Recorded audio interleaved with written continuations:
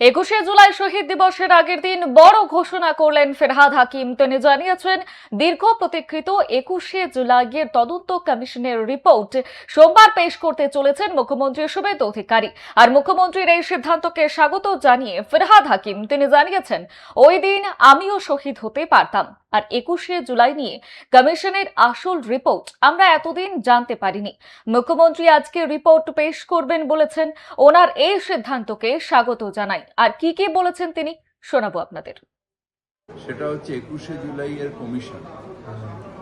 সেই কমিশন নিশ্চিতভাবে আমিও সেই কমিশনের সাক্ষী দিয়েছিলাম, কিন্তু আউটকামটা আমরা কোনোদিন দেখতে পাইনি।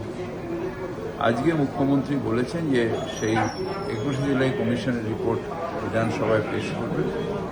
আমি স্বাগত জানাই, তার কারণ হয়তো 21শে জুলাইয়ের শহীদ আমিও হতে পারতাম। মেয়র রোডের মুখে, যেখানে স্পোর্টস জার্নালিস্ট ক্লাব, ঠিক তার সামনে, আমার সামনেই 2জন কিংবা 3জন হবে গুলি লেগে পড়ে গেছিল। আমারও গুলি লাগতে পারতো, কি একজন ধাক্কা মেরে আমাকে স্পোর্টস জার্নালিস্ট ক্লাবে ঢুকিয়ে দিল। সেইখান থেকে আমার হয়তো আজও বেঁচে আছি ভগবানের ওপরালার কৃপায়।